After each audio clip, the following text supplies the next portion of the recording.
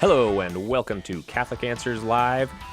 It is an Ask Me Anything edition of the show today. Ask me anything. Ask us anything about the Catholic faith, whether you're Catholic or non-Catholic, whether you have a question about something you're struggling with or just a question about something that you'd like a little more clarity on, anything that has to do with the Catholic faith. Pick up that phone and dial 888-318-7884, 888-318-7884. Lines are already filling up.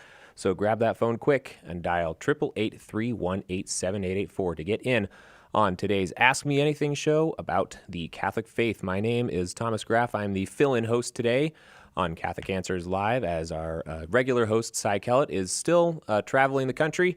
I believe New Hampshire was his destination, and he is giving talks around at parishes, having more fun, I think, than he usually does here. And the reason I say that is because our guest today is someone who usually, let's say, causes a bit of consternation on Cy's part whenever he's on the show. So we'll see how it goes today with a fill-in host. But our guest today answering your questions about the Catholic faith is, of course, our staff apologist, author of books such as The Eucharist is Really Jesus and the Early Church Was the Catholic Church. He's a podcaster, YouTuber, host, and proprietor of the YouTube channel Shameless Popery. It is Joe Heschmeyer. Joe, welcome back to the show. Thanks. It's good to be back. I really like that you're hosting today. And there you go, Cy. That's why I say that maybe it's better that I host today. I'm just being friendly. What can I say? Joe, you're such a friendly guy with me. I don't know why Cy gets so annoyed every time you're on the show. Exactly. It wouldn't have anything to do with ridiculous puns or weird trash talking, that takes place all the time. I don't know. You're perfectly pleasant with me every time I'm on the show with you. And I'm sure that's why all the phone lines are filled up right now. So, again, as the show goes on and we get through callers, you can try to get in line by dialing 888-318-7884. But for the moment, those lines are full, so we will get to calls very, very soon. But Joe, we're going to start off today with a question that I'll state the question first, then I'll explain what we mean by it. So the question that we want to begin our show with today is: are Catholics just modern-day Pharisees? And here's what we mean by that. The Pharisees in the Gospels, as any reader of the Gospels will know, they seem to butt heads with Jesus a lot over a number of different issues. And one of the ones that seems to come up over and over and over again is their traditions and their legalism and their adherence to strict codes pertaining to worship and doctrine. And I would posit that in modern Christian life, there are two extremes you can fall into when it comes to worship and doctrine. You can fall into, on the one hand, the anything goes extreme, where it doesn't really matter, you say, how you worship God. It doesn't really matter what you believe about him. All that matters is that you just have your relationship with him and you express that however you like. And what's good for me isn't necessarily what's good for you, and so on. The other extreme would say, no, absolutely not. There is no room for any kind of subjectivity in religious life, in religious practice. You must follow to a T. You must follow rituals and rites and traditions, and absolutely no personalization or any kind of relational aspect can enter into this at all. And many people, not just non-Catholic Christians, but just outside observers, seem to get this idea that in this respect, Catholics fall more towards the latter extreme, which is personalized in the Gospels by the Pharisees. Would you say that's an accurate? Well, not accurate. Would you say that's an accurate representation of what some believe about the Catholic faith? Is that an accurate representation? If you're asking, do a lot of people believe that? Yes. Then yes, that's true. Yes, but is that an accurate portrayal of the truth of Catholic worship? No, although it can be an accurate portrayal of certain people within the church. And it can be, frankly, an accurate portrayal of certain people in any religion or certain atheists. It's a certain kind of disposition, a certain kind of missing the forest for the trees. That, if you look at the conduct of the Pharisees, I'll give you two examples. One, their obsession about working on the Sabbath. Now, I want to be clear in both cases that a lot of times the attacks on the Pharisees are simplistic and pretty biblically ill-informed. Like, there's a reason why the Pharisees act the way they do, And it's not just random. They're trying to follow the teachings of Scripture. Do you mean But they're attacks doing on it the in a Pharisees? way. Sorry, Joe. Do you mean attacks on the Pharisees by modern day readers, not by Jesus? Oh, yes, Just by just for modern day clarity's readers. sake. Because Jesus often has harsh words for the Pharisees, precisely because he expects more from them as scholars. And as teachers of the law, and as people who've devoted their lives to this. And you can see this in a direct way in his conversation with Nicodemus in John 3, where he reminds him, like, he's a teacher of Israel and isn't even understanding basic points.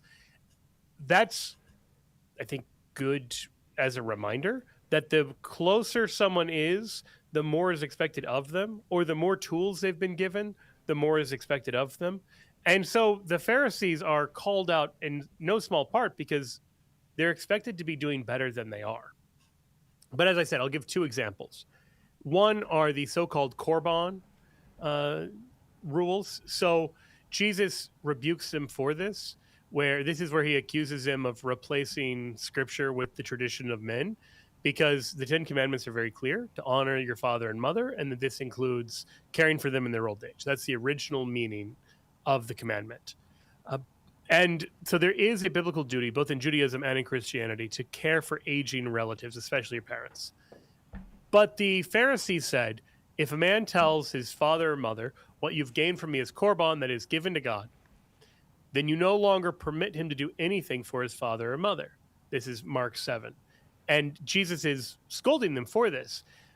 And so a lot of times the popular narrative around this is that the Pharisees just kind of invented this, and that's not accurate. Korban is a Hebrew word for a gift or an offering made to God. And the significant thing here is that it was accompanied typically by an oath. So you would swear to give something to God. And that's not the kind of thing that you would be lightly dispensed from doing. And Josephus, for example, talks about the oath as integral to the act of Korban. So the question that they're grappling with is this. If a man swears to God that he's going to give him everything that he has, and then mom and dad fall on hard times and need his help, should he give everything to God as he promised, or should he give things to his parents? And so I think when you frame it that way, it becomes clearer why there's some confusion on this, because you don't want to break an oath to God. You also don't want to violate your duty to your parents. But the important thing, and this is Jesus's point, is the oath is something you told God you were going to do, whereas the commandment is something God told you he wanted you to do. Like, imagine parenting. If you tell your kids, I want you to put on your shoes and come to the car, and your kids say, we're going to actually make you a picture instead. That's a beautiful gesture, but that is not what you were told to do. And so if you're wondering, well, which should I do? The picture or come to the car? Very clearly, you should obey. You should follow the commandment. And that's what Jesus is telling them. So the issue with this, or in other cases, like working on the Sabbath, where they become so obsessive about trying to make sure they're not doing anything that constitutes work on the Sabbath. Later, rabbinical tradition will say you can't even scrape your shoe on the ground on the Sabbath day. You can scrape it on the wall. You might have to deal with some upset spouses. You can scrape your shoe on the wall, but if you scrape it on the ground, that might constitute plowing. And plowing is a kind of work, and so you can't do that on the Sabbath day. That kind of obsessive legalism led to them losing any sense of the restfulness of the Sabbath. But notice what happens in both cases.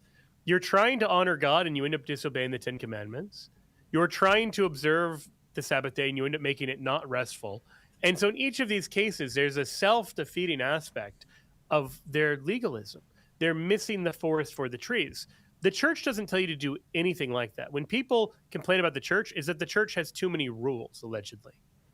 Not that the rules are defeating the purpose of Christianity. If you've ever tried to live the Christian life, if you've ever tried to love God and love your neighbor well, you've probably found out that there are better and worse ways of doing it.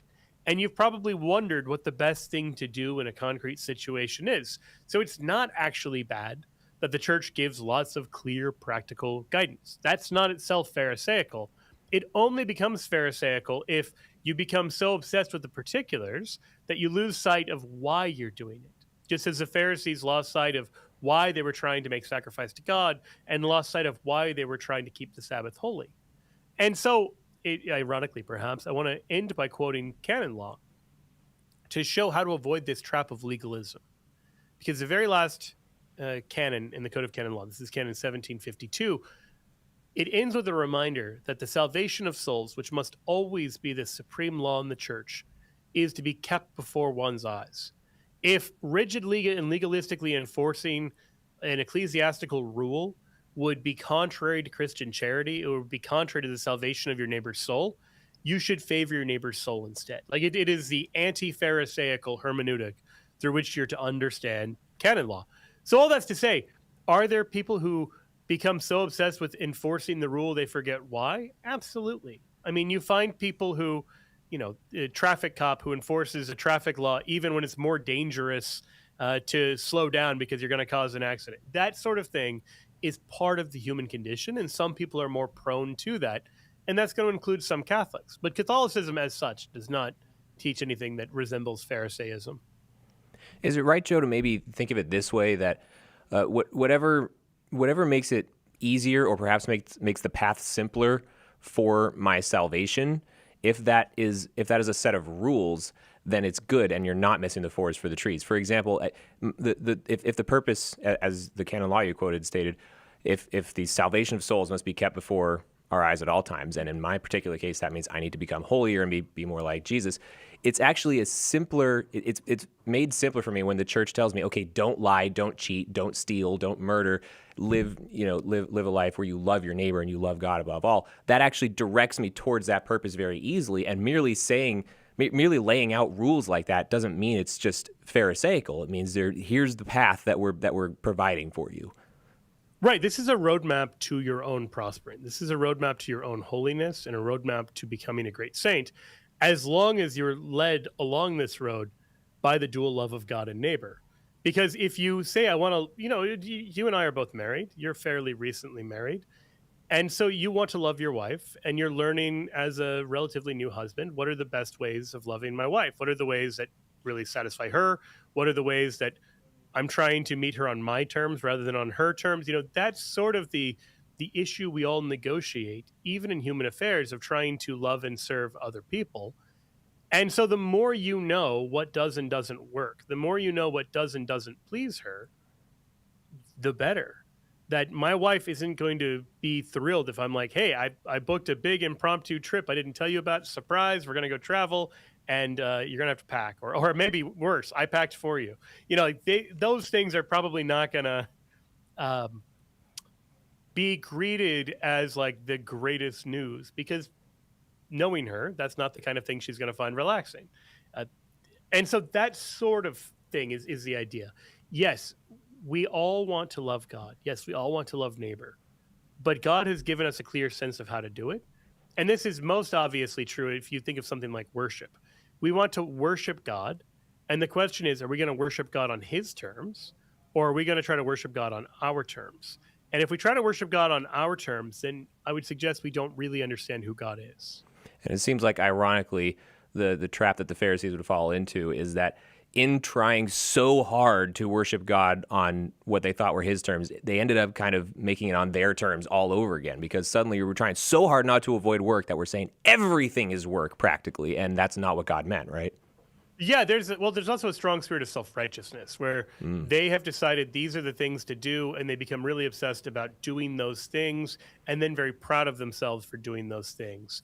And so when Jesus describes the Pharisee and the tax collector going into the temple to pray, the Pharisee he describes as praying to himself, because the God that he serves is himself. He's become so haughty that he's looking down on others, not recognizing his own smallness. The point of the devotional practices of praying and fasting and everything else is to remind us of who God is and who we are by comparison.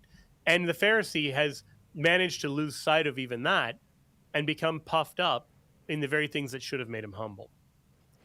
All right, there you have it. Catholics should not be modern-day Pharisees. Most of them are not modern-day Pharisees. Great stuff from Joe Heschmeyer there. Thank you very much for that, Joe. That brings us to our first break, and all of you have been impatiently waiting on the lines.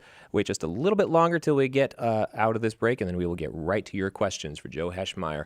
We will be right back to take those questions right here on Catholic Answers Live. Hang on. Catholic Answers Live will return in a moment. Support for Catholic Answers Live comes from Catholic Chemistry, a dating app for Catholics. Founded by a longtime member of the Catholic Answers team, CatholicChemistry.com. Are you a coffee drinker? If so, you can now enjoy a coffee roasted to perfection by the Carmelite monks of Wyoming. Delicious Mystic Monk coffee is roasted and prepared by monks in a hidden cloistered monastery and is available in over 25 varieties. All Mystic Monk coffees are works of perfection and labors of love. For more information on how to purchase Mystic Monk coffee, visit mysticmonkcoffee.com. That's mysticmonkcoffee.com. He captivates viewers with thought-provoking political and cultural reporting that resonates with Catholics and people of faith. The newly appointed bishop in the Philippines is making headlines calling for the church to reconsider its teaching on contraception. How does a bishop with that idea get appointed? The World Over with Raymond Arroyo, tomorrow night, 8 Eastern, on EWTN Radio and Television.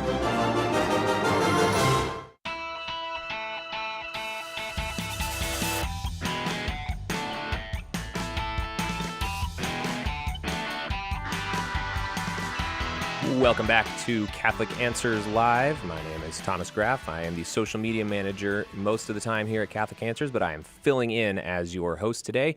And our guest, of course, is Joe Heschmeyer, staff apologist here at Catholic Answers, author of books such as Pope Peter, The Eucharist is Really Jesus, The Early Church Was the Catholic Church, and ready to take questions from our callers. Joe, you ready to dive into these questions? Yes, please. All right. Diving into Columbus, Ohio, Jacob has been waiting patiently, watching us on Catholic.com. Jacob, welcome to the show. You are kicking us off here. Hi, Thomas. Hi, Joe. Hi, Jacob. How you doing? I'm doing good. Thanks for asking. I first want to say, a couple of weeks ago, I was standing in the gallery of my church after Mass, and a familiar face walked by, and it was none other than Catholic apologist Tim Staples. And so I pulled him aside, and I wanted to tell you guys the same thing that I told Tim, was that the whole Catholic Answers team, but especially Cy, Tim, Jimmy, Trent, and Joe, have been so instrumental in my wife and I's reception into the Catholic Church 2 weeks ago at the Easter Vigil. So we're baby Catholics, and we're finally home. Yes, you guys have been super helpful. Jacob, that is glory to God that I had for you. Oh, I just want to say, Jacob, that's awesome that you thank said you. that, and it's even more awesome that you said that when Cy wasn't here, because his head is big enough as it is. So thank you for saying that today, Jacob. All right, go ahead. Yeah, no problem. For my question is, we're new Catholics, and we come from Protestantism, so we know what experience in church is like. But I have two children, almost 6-year-old son. He turns 6 next month, and a 3-year-old daughter. And I wanted to ask Joe, as I believe, if I'm not mistaken, a parent, what expectations Yeah, I've got a 6, can I 4, have and 2-year-old. for their... Oh, great. What expectations can I have for their behavior to a lesser extent, but participation? My 3-year-old, if she's quiet and sits relatively still, I think that's a win. But I want to have the right expectations so I'm not too strict, but also, form my son, who's about to be 6, into someone who loves the church and loves Mass. So what can I, at the various age ranges, so I'm prepared for even when they get older, what can I expect from them participation-wise during Mass? Yes. So the first thing you should know is I'm in the almost exact same boat as you. You've got 6 and 3. I've got 6, 4, and 2. So I can't tell you experientially how 8 and 10 and 12 and everything go. It also depends a lot on the personality of the kid. And I think that, so is your 6-year-old able to read at all? He's in the process of learning to read. He's got a pretty good memory. We were Anglicans before, and he had a couple of sections of the Book of Common Prayer pretty committed. So I'm hoping the same sort of osmosis happens Wonderful. the more and more we attend Mass. Yeah. So with the 6-year-old in particular, I would say doing the sitting, standing, and maybe kneeling can be a little tricky, but I would say also the kneeling, at least being in the proper kind of posture. But we take a pretty lax view, particularly during the times when they're sitting, where we let them look at religious children's books. And I just ask them not to, fight or play with anything distracting, which we have a mostly good track record on, but not great. And then I'll ask them what the readings were about, or I'll ask them questions about what they heard during the homily, so they know I'm going to ask them a little bit about it. So there's an expectation of trying to listen to some parts. It's honestly, for most kids at that age, the kind of thing where they're not likely to sit in rapt attention for an hour. But daily Mass, they can often do most of a half hour and pay pretty good attention during that. And if you just choose like the parts that you really want to focus on cultivating for them, like you want them to pay attention to the Eucharistic prayer. This is something where from the time that the epiclesis happens and they have the first ringing of the bells, I always try to get my 6-year-old to pay particularly close attention because, she's not that far off from her first communion, to really pay attention to what's happening on the altar. And then I try to get her to pay attention for the readings. And then the rest of the prayers, I take the view that'll come later. Because one thing as a guiding principle, you're right to want them to learn how to participate in Mass. You don't want them to be completely checked out. But you also don't want Mass to become a complete burden for them. And so this is where you have to know your kids a bit. Some kids are going to be naturally more resistant to the liturgy. And you don't want to push so hard that this becomes like a sore spot where they groan and complain about going to Mass. It's good to kind of give them what they can and have low enough expectations that they're going to clear the bar as often as not. It doesn't, you don't want it so low that you have no expectations for them. But if your expectations are such that they're never having a good Mass, that might be a sign that the expectations are too high. Then for the 3-year-old, it's a lot dicier in terms of expectations. But I think, as you say, quietness, and then I would say outside of Mass to practice the major prayers. I don't know if your 3-year-old knows like the Our Father and everything, but just going through slowly with those kind of prayers. And then maybe whispering to them like, oh, look, we're doing the Our Father now or something. Not even expecting them to do it along with everyone else because they usually can't keep up the pace, but just starting to tune them into what's going on. So for the 3-year-old, I have very low expectations other than aspirational silence. And then have higher expectations really about 4, and then higher yet once you get close to both literacy and preparation for First Communion. Jacob, thank you so much for that call. Thanks for kicking us off today. And God bless you for coming into the church and bringing your whole family with you. That's wonderful. That's tremendous. And just don't tell Cy. That would be extremely funny to me if you just never told Cy that. Let's go on to Bryce calling from Ogden, Utah, listening to us on YouTube. Bryce, you are on the air now. Go ahead with your question. Hey, Tom. Hey, don't worry about Joe, it. His name doesn't matter. Oh, okay. I wasn't going to tell you. I was just going to wait and see if you got it. You're good. You're good. You did so good in your debate on December. I went and saw that. It was excellent. So thank you for all that. Well, thank you. And my question today is the LDS response to when Jesus says that we're not married in heaven, but we're like the angels who are unmarried. It seems pretty clear that we're not married in heaven when he's talking to the Sadducees. But the LDS response will be that that's just, we're not given in marriage. We're not married, but we could be already married, which doesn't seem very convincing. But what would be something you could say to maybe help them think about it differently? Yeah, so in context, they're taking verse 25 and stripping it of the entire context of the question Jesus was asked. Because verse 25, standing alone, says, "For when they rise from the dead, they neither marry nor are given in marriage, but are like angels in heaven." But if you go back and look at the question the Sadducees asked him, beginning in verse 20, it's about 7 brothers who marry a woman, and then the first brother dies, second brother marries her, and so on. Last of all, the woman dies, and then verse 23, in the resurrection, whose wife will she be? For the 7 had her as wife. So that question, Jesus is responding to that question. When he talks about the lack of marriage in heaven, he's saying marriage is an earthly institution geared to getting you to heaven, not a heavenly institution. Otherwise, he hasn't actually responded to their question at all, because they don't ask a question about which of the 7 is going to get married to her in heaven? All 7 of them were married to her on earth. And the question was, which of these is, to use the Mormon parlance, in time and in eternity? And Jesus says, none of them, because they're like the angels in heaven. So he's either giving a clear answer that marriage as such doesn't exist in heaven, or his answer bears no relation to the question that he's asked, which would be a very strange interpretation of the text. So that's what I'd point to. I think you just have them read the question, notice what it's about, and it shows that the kind of LDS explanation there doesn't hold up very well.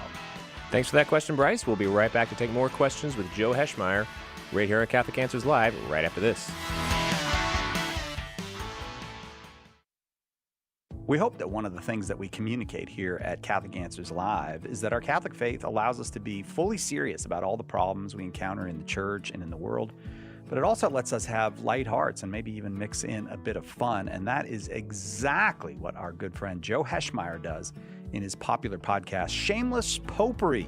You should check it out at shamelessjoe.com. Joe's got a deep grasp of the faith, morals, the teachings of the church, all that, but he's also got a witty conversational style. He entertains and he informs, but you will leave equipped to better answer the most common challenges, misconceptions, and questions about the Catholic faith. He's got insightful guests, he does on-air debates, and he takes a close look into all the things that you want to know about as a Catholic living today. You'll walk away knowledgeable and filled with joy.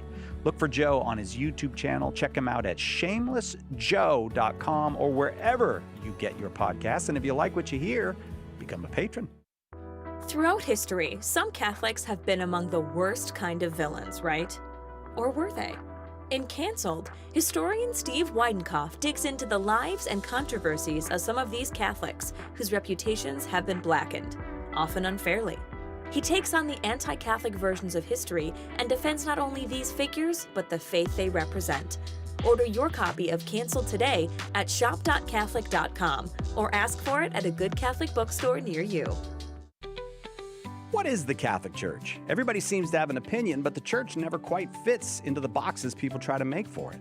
In The Faith Unboxed, author Andrew Petiprin looks at some of the most common boxes people put the Catholic Church in and explains why they don't fit.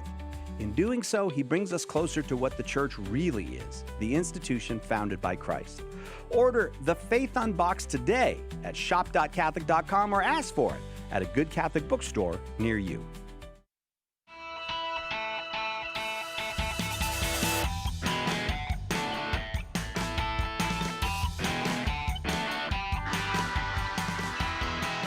Welcome back to Catholic Answers Live. I'm Thomas Graff, the fill-in host for today, and joining us is Joe Heschmeyer, staff apologist here at Catholic Answers, taking your questions about anything to do with the Catholic faith. 888-318-7884 is the number to call. If anyone drops off the line, I say that because they are all full right now. So let's not keep them waiting any longer and go to Gonzales and Louisiana, where Prentice is listening on YouTube. Prentice, you are on the air. Go ahead with your question for Joe Heschmeyer. Hey, Thomas. Hey, Joe. How y'all doing today? Great. Good. How are you? Good.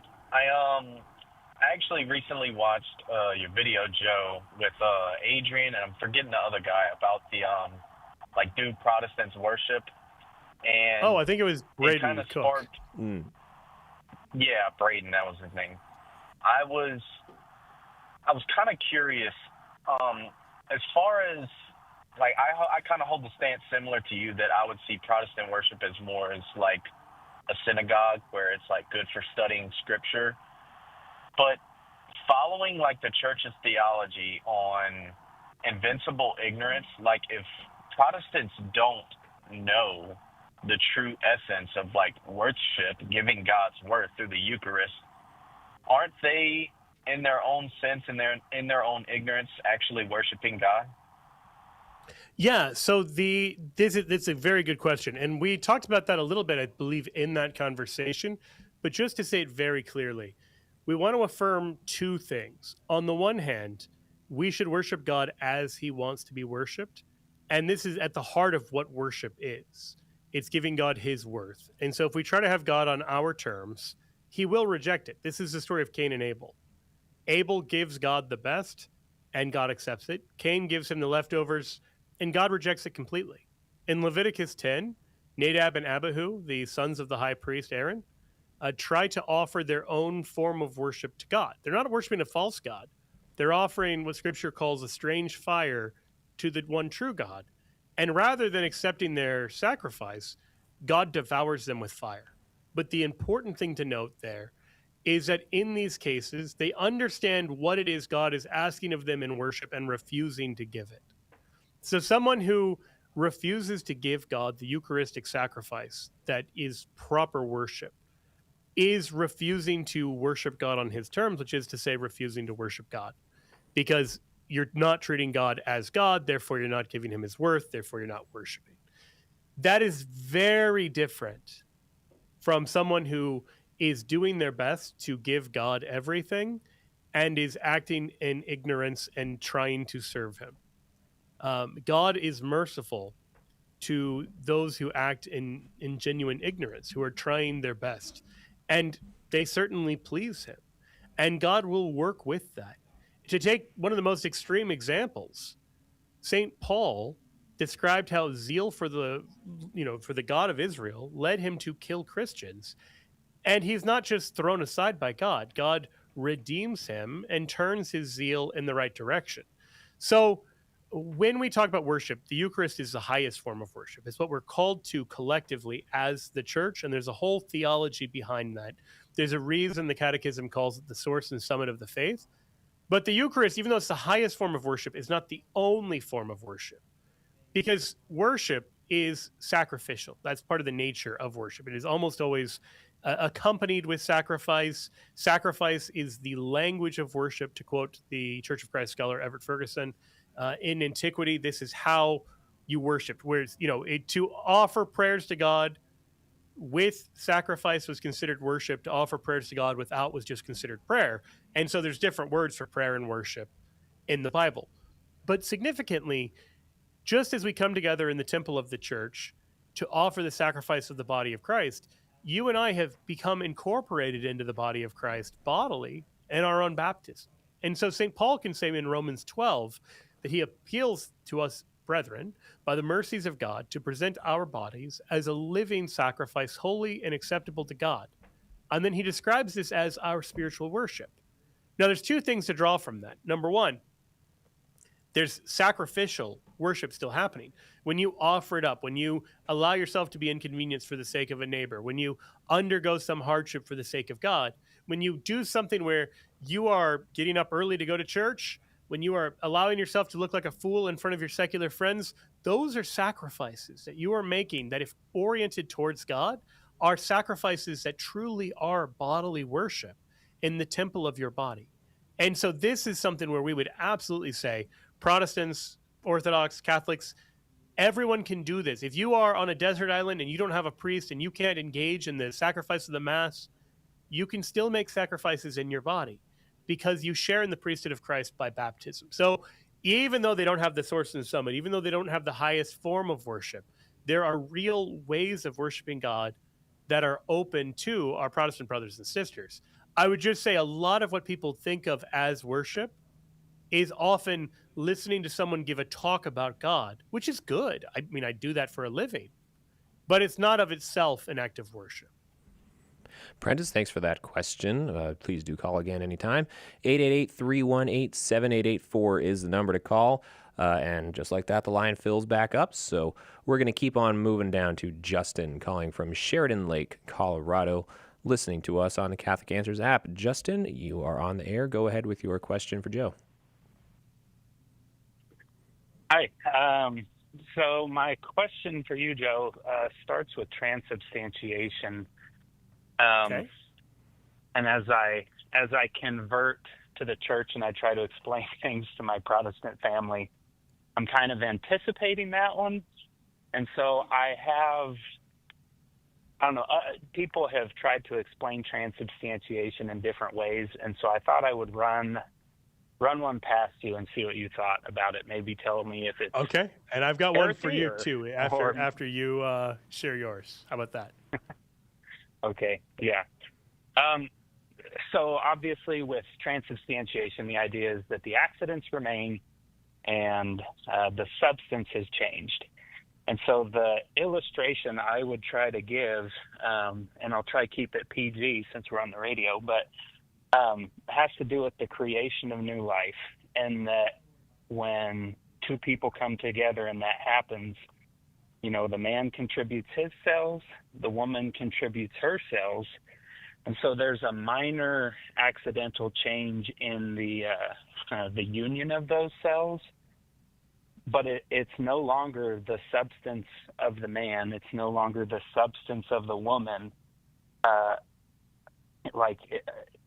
It's the substance of a brand new person.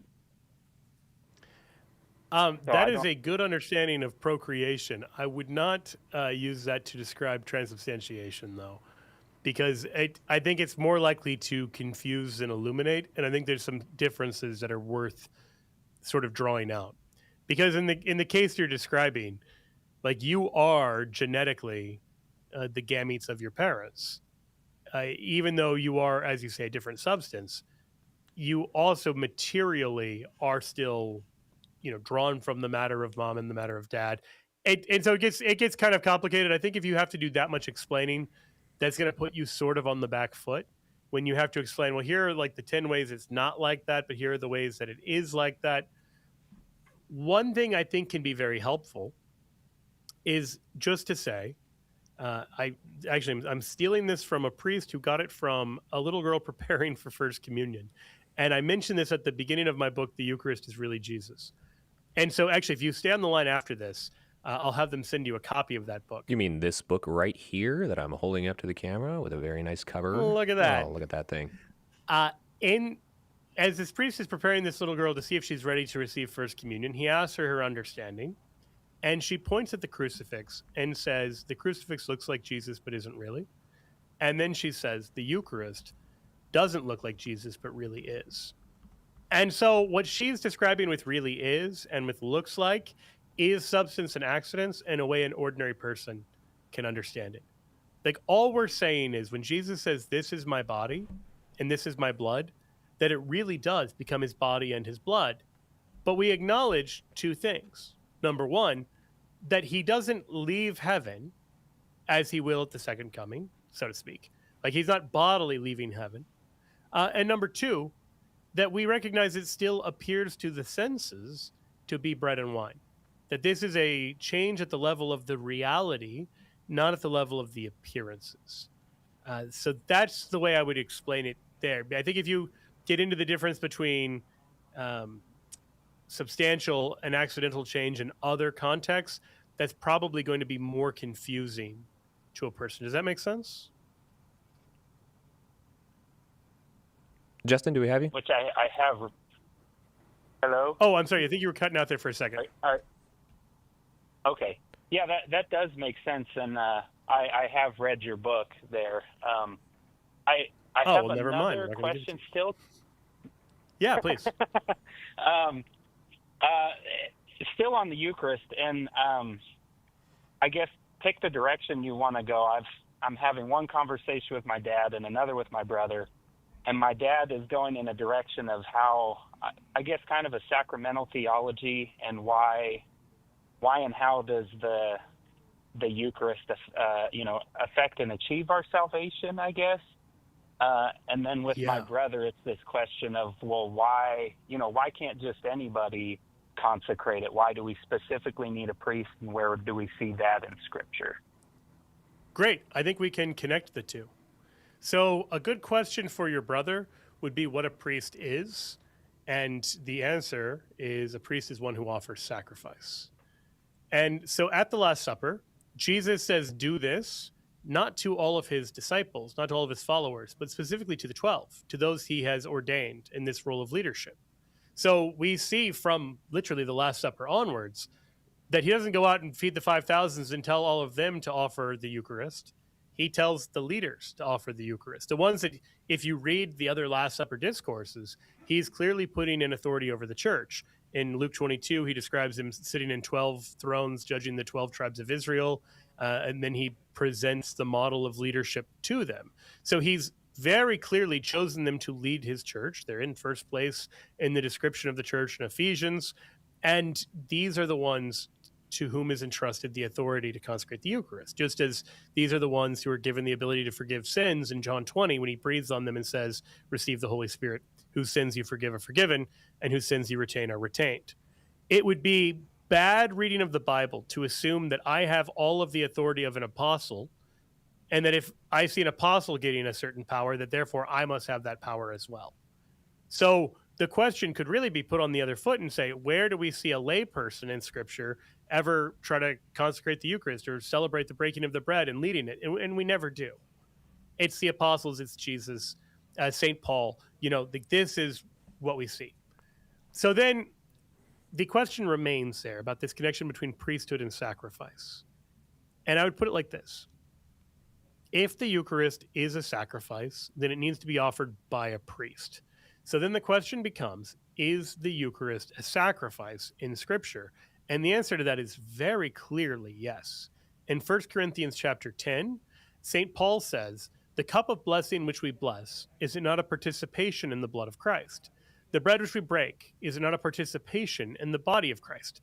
So the question that he's presenting is, how is it that we can start with bread and wine, and then you have the blessing, and now we're participating in the body and blood of Christ? And he's going to answer that throughout the next few verses. So he says in verse 18, consider the practice of Israel. Are not those who eat the sacrifices partners in the altar? So just to make sure we understand, in the Old Covenant, there were things like the Passover meal. And when he uses the language of cup of blessing, that's a Passover reference. When he talks in 1 Corinthians 15 about Jesus being our paschal sacrifice, that's a Passover reference. That's the motif through which we should understand Paul's Eucharistic theology. The way you participated in the Passover sacrifice as an ordinary Israelite depended on who you were. If you were the priest, you participated by killing the animal. If you were the owner of the lamb, like if you were the head of the household, you would offer a lamb for the slaughter.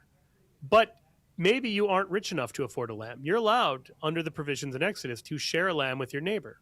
Or maybe you're a child in the family, and so your parents have gone to the neighbor to share a lamb, and you've done nothing. You haven't raised the lamb. You're not the one who's going to kill the lamb. The question remains, how then do you participate in the Passover sacrifice? Biblically, as St. Paul says, those who eat the sacrifices are partners in the altar. You share in the sacrifice by eating the sacrifice.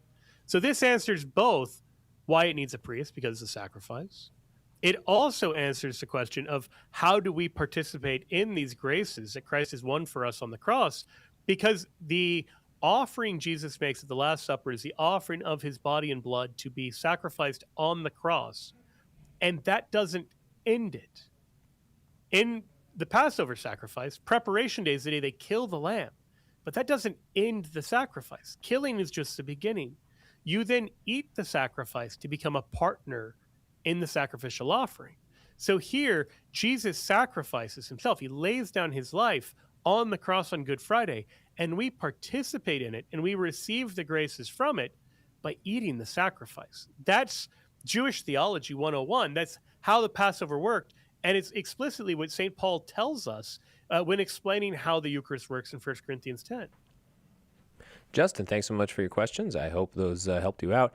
And I know you said you had already read Joe's book, The Eucharist is Really Jesus, but we'll still offer to send you a free copy because I know you said at the beginning you expect to have a lot of family members who maybe will object to the Eucharistic theology that Joe's just laid out, and maybe you can pass along the copy of the book to one of them if you find that easy. So hang on the line, and our call screener will get your info from you and send that along if you would like it. That will take us to our final break of this hour, and we'll be back to take more of your questions on the line. Hang on there if you're still on the line. We'll be back to take your questions right after this. Hang on, we'll be right back with more Catholic Answers Live.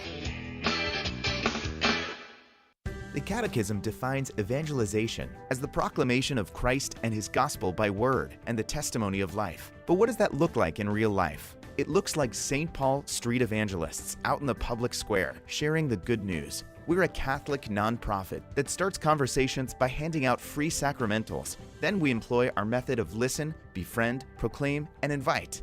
Catholic Answers is supported in part by St. Paul Street Evangelization. Visit streetevangelization.com to learn more. Alexian Brothers is a proud sponsor of Catholic Answers Live. For 800 years, these Catholic brothers have offered a prophetic and daring response to the gospel, serving Christ in the sick, the poor, and the dying. Is God calling you to be a courageous disciple? If you feel called to total self-giving as a religious brother in the mission of Jesus, call our vocations office at 847-264-8703. That's 847-264-8703. AlexianBrothers.org. Hi, this is Father Mike Schmitz. I invite you to listen to Bible in a Year and Catechism in a Year here on EWTN Radio. On Catechism in a Year, you'll encounter God's plan of sheer goodness for us. Throughout the year, we read through the Catechism of the Catholic Church with direct quotes, plus time for explanations and reflections. I hope you can join us every day, or as often as you can. Bible in a Year and Catechism in a Year with Father Mike Schmitz, tonight at 10 p.m. Eastern, 7 p.m. Pacific on EWTN Radio.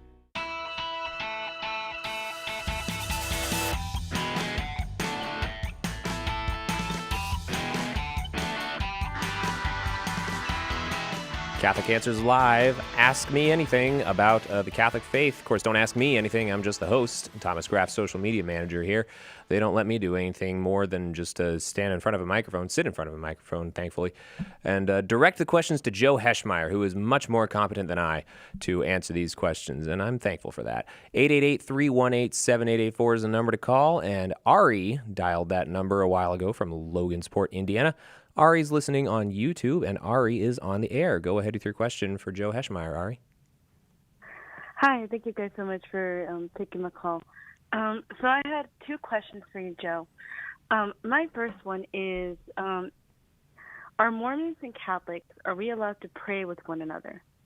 And then my second one is, so I have an older brother who is barely getting into the faith. I mean, we're both cradle Catholic. And he just got married last year into the Catholic Church and everything. But he's been struggling with some things, and I've been helping him out. And one of the things that he told me that he was really confused on was the intercession, like asking Mary for intercession and the saints as well. And so one of the things that he told me was, it's like he said that he avoids it because he's afraid of falling into worship, into the intention of worship. And he's like, I haven't read too much into it yet. And he said, but I don't know where to necessarily look. You know, he's like, because like I've heard people tell me like, oh, you could just go directly to God. And so he kind of agrees with the go to directly to God argument. But he did tell me, he's like, but I'm open to learning about it. So I want to find a way to be able to explain it to him where maybe it's not as complicated. And because he asked me, he's like, I don't know why, like why do we do that? You know, and I wasn't sure what approach to take. Great. Okay, I'm going to answer your second question first, if that's okay. So in terms of praying to the saints and asking for their prayers, the issue here is the distinction between honor and request on the one hand and worship on the other. And a lot of people don't have a good understanding of what worship is. And so they think that if you're talking to someone who is spiritual, like if you're talking to an angel or if you're talking to a saint in heaven, that makes it worship. And that doesn't make it. That is a bad understanding of what worship is. That is not a biblical understanding at all. And how do we know that? Well, for starters, we have plenty of examples of people talking to angels in heaven. You even have people talking to angels in heaven that they can't see. For example, when Abraham speaks to the angel when he's going to sacrifice Isaac, the voice of an angel calls out to him from heaven, and Abraham talks to him. This isn't worship. And some people will say, well, the angel spoke first, but find a reason that's a coherent principle. It simply isn't. That it's not worship. It doesn't matter who starts it. And so that's the first thing. Just that if you understand what worship is, it is an act of making sacrificial offering to God. That's kind of the idea of worship par excellence.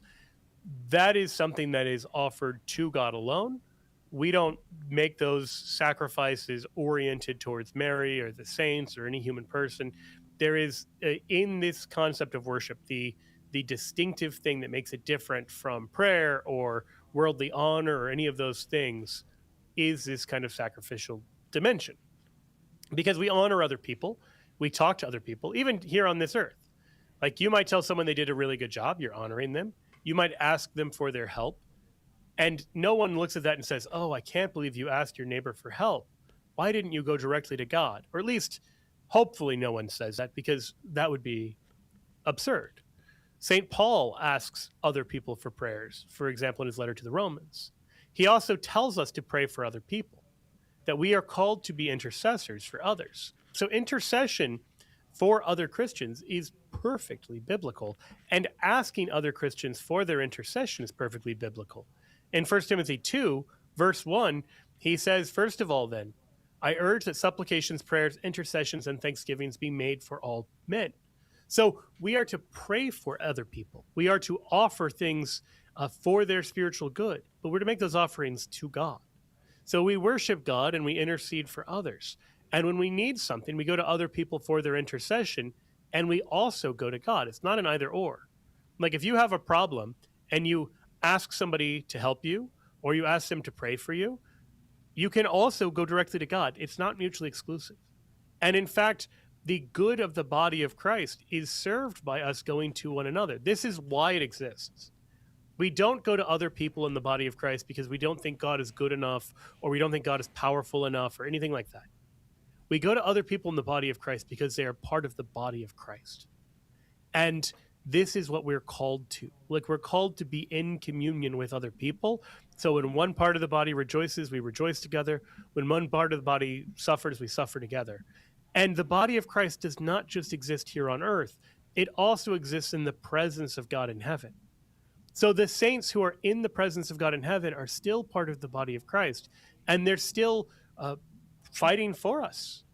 They're still interceding for us and doing all of those things that they were called to do from the time they were on earth. Just one passage here that can be helpful. Revelation chapter 8. John describes a vision in heaven. He says, and another angel came and stood at the altar with a golden censer. That's the thing that holds incense.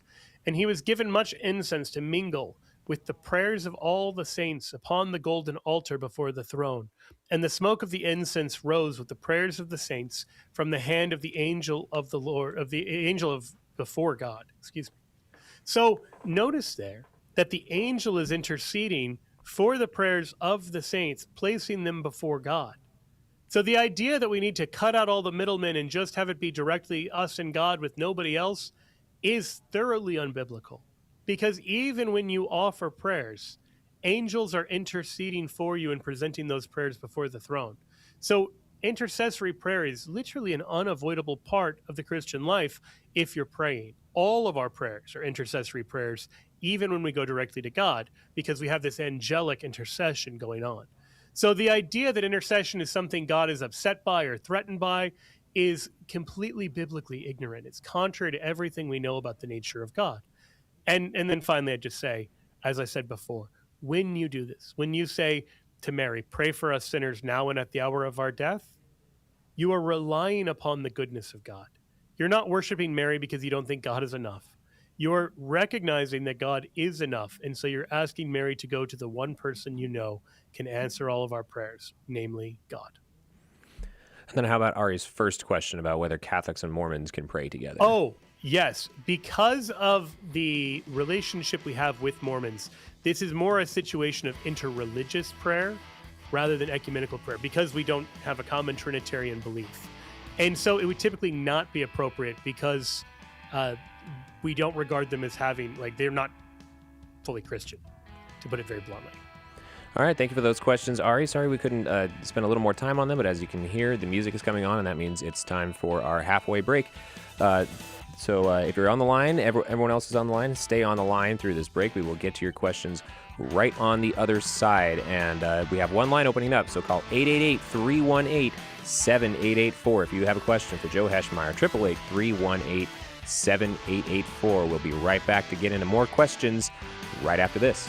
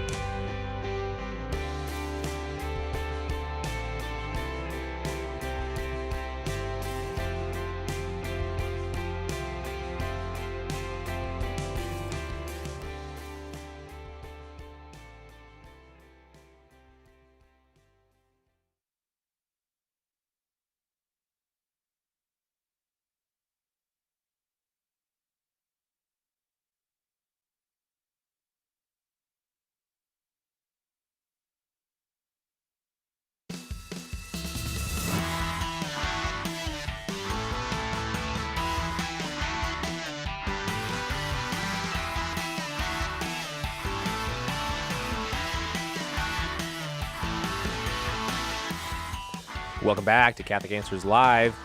Show's so nice, we got to do it twice. It's Ask Me Anything with Joe Heschmeyer. Joe Heschmeyer, our guest, author of books such as The Eucharist is Really Jesus and The Early Church Was the Catholic Church, apologist extraordinaire here at Catholic Answers, and of course, the host and proprietor of the YouTube channel Shameless Popery, which you can find. Again, you just go into YouTube or your favorite podcast app, type in Shameless Popery. Should be the only result that shows up under that name. And Joe, what is coming up next on Shameless Popery?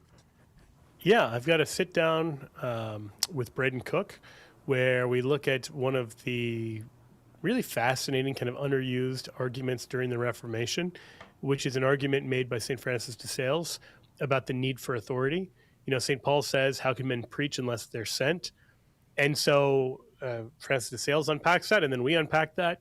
What does this mean for the reformers who are neither sent directly by God? They can't show that they've been, they aren't prophets on a mission from God, in other words.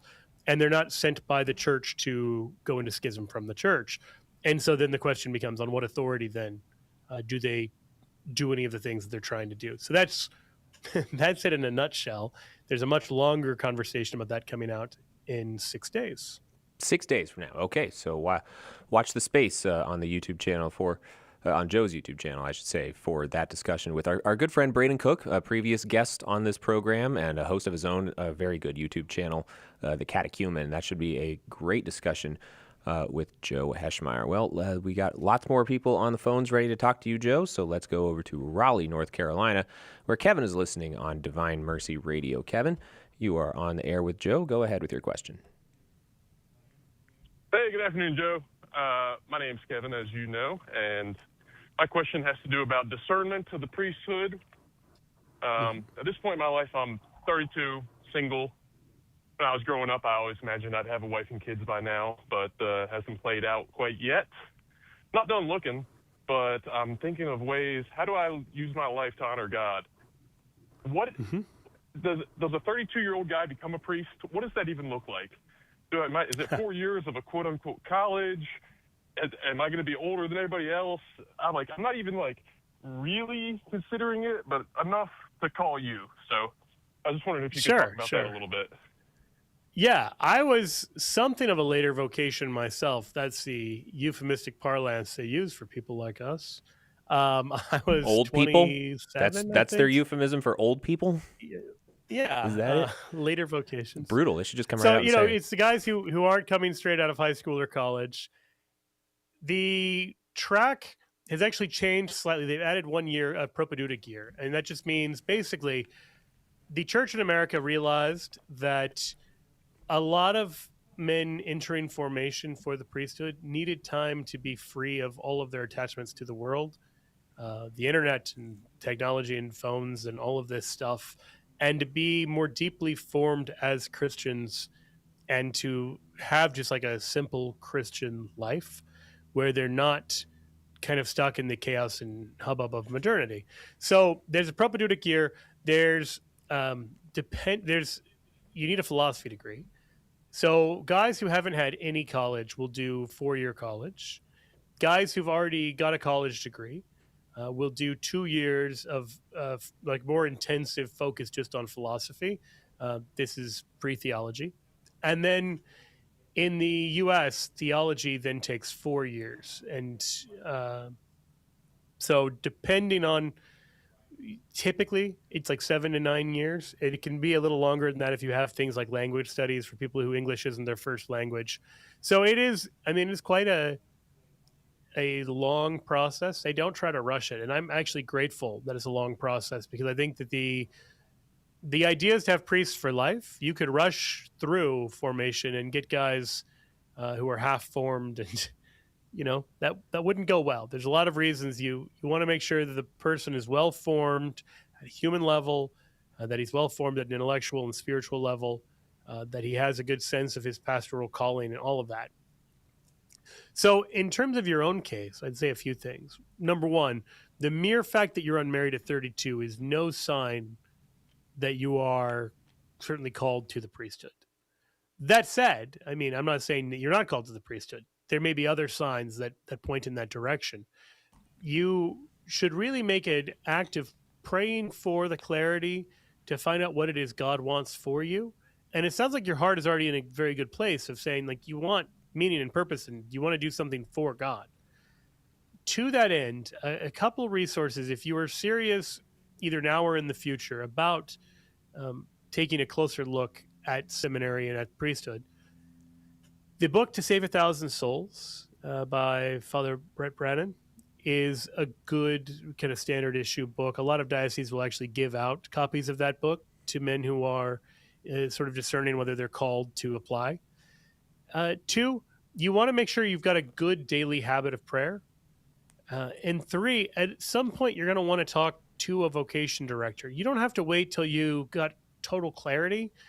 But if you're serious enough that you're saying, this is maybe something that I'm being called to by God, where it's more than an idle curiosity, but less than a firm commitment that this is definitely what you're doing, that's the right period to reach out to a vocation director and then just say, here's where I am. And a good vocation director isn't going to try to sell you.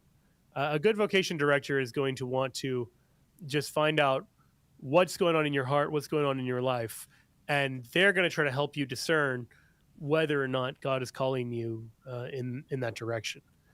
So there's plenty of ways in the meantime that you can serve God. But if that's something that you think God might be calling you to, those would be some concrete steps I'd take in that direction. Does that help, Kevin? Yeah, can I recap? You said you were going to recommend this book and then also talk to a vocational director. Did I miss something? And right. And it's make sure you have a good disciplined regimen of prayer. Sure, yes. You know, in seminary, you're going to pray the Liturgy of the Hours, the hypothetical you at least, is going to pray the Liturgy of the Hours. So if you get in the habit of trying to do maybe morning prayer, evening prayer, or both, that can be a very good spiritual practice. It's beautiful. Actually, Vatican II recommends the laity pray the Liturgy of the Hours anyway. And so it's a great way to just have the rhythm of prayer in your day. And I think you'll find that you grow tremendously with that, whatever it is God's calling you to. Kevin, thanks so much for that call, and God bless you as you continue to discern your vocation. That's certainly something worth calling in about because it's something that we should take seriously. So thank you for that call, Kevin. I want to get to Scott now, listening in Oklahoma City, listening on Oklahoma Catholic Radio. You've been waiting very patiently for over an hour now, Scott, so thank you for hanging on the line there. You are on the air with Joe Heschmeyer. Go ahead with your question, Scott. Mr. Heschmeyer, how are you doing tonight? Hope you're doing good. I'm doing great. How are you doing? Oh, great. Really good now. I'm talking to one of my favorite spigots on St. Ephraim's Fountain he talks about. Anyway, I got something I've been thinking about. I've heard people talking about devotion to Mary, worshiping Mary in the Rosary. They bring up repeating prayers. Jesus' teaching about don't babble in your prayer, stuff like that. But then all of the Hail Marys. But then specifically, I was wondering, and I've heard it touched on, but I've never had a good explanation. Why are there two mysteries devoted to Mary? In terms of, like in the Glorious Mysteries, you mean? Yes, the Assumption. The Assumption and the Coronation. Yep. Yes. Yeah. Okay, I'll answer both of those. So I don't know if you listened in the first hour. I already addressed part of your question, people who conflate intercessory prayer with worship. So I'm going to focus on the other two parts. Number one, the idea that the Rosary is bad because it's repetitive. And number two, the idea the Rosary is bad because it involves two mysteries involving Mary. So on number one, as you say, the Greek word in Matthew 6 doesn't actually say repetition, it says babbling. And so this is translated in the KJV as vain repetition. The word is, I believe it's a hapax legomena, it's a unique word, it doesn't appear elsewhere. But we know the root of the word is referring to someone who's a stutterer or a stammerer. And so don't just stammer in your prayers. Don't just stutter. Don't just babble on in your prayers like they might in Babylon. And Joe, I'm not going to apologize. Joe, that was. I don't expect you to apologize. I'm still going to reprimand you for that. Remember it, though. Repetitious prayer is only bad if it is mindless. There is nothing wrong with offering the same prayers over and over again. And how do we know this? I'll offer 3 reasons. Number 1, we're given 150 form prayers to pray called the Psalms. Number 2, when the disciples ask Jesus to pray, he gives them a form prayer. And if you read the Didache in the first century, Christians were encouraged to pray it at least 3 times a day. Number 3, Jesus himself does repetitive prayer. In the Garden of Gethsemane, he prays the same prayer 3 times in a row. But it's not a mindless prayer. His whole heart and soul is right there. He is praying his heart out. And, I mean, literally in Matthew 26:44, it says, "So leaving them again, he went away and prayed for the 3rd time, saying the same words." So if saying the same words repeatedly is bad, then they'd better rebuke Jesus. But better yet would just be correct your misunderstanding of what it is Jesus is talking about in Matthew 6. He's not condemning the kind of prayer he models for us. So it is well and good to pray for things over and over again. In fact, I'll add a 4th point. The model of prayer that he offers to us, besides the example he gives us, is the persistent widow. The persistent widow who makes the same request over and over and over again until she gets what she wants. So none of that is consistent with the idea that you're allowed like one time of praying for a certain thing. That's simply not how it is. Luke 18, he tells them this parable to the effect they ought always to pray and not to lose heart. And what is the prayer she's praying repeatedly? Vindicate me against my adversary.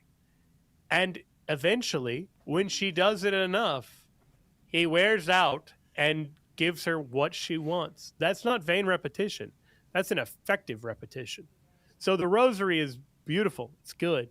And repeated prayer is great. All right. So the other half then, in the Rosary, we are meditating upon these sacred mysteries. And you're right.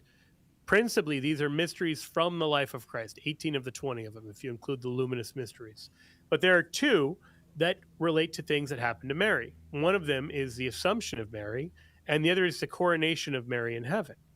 This is a reference to Revelation chapter 12, where John sees a woman clothed with the sun, with the moon under her feet, and on her head a crown of 12 stars. So someone is crowned in heaven, and that is a good thing for us to contemplate. And who is this woman? Well, we're told in verse 5 that she brought forth a male child, one who is to rule all the nations with a rod of iron. Well, who is that? Well, that's Jesus. So the mother of Jesus is crowned in heaven. Now, why would we care about that? Why does John tell us about that? Well, he tells us the answer to that.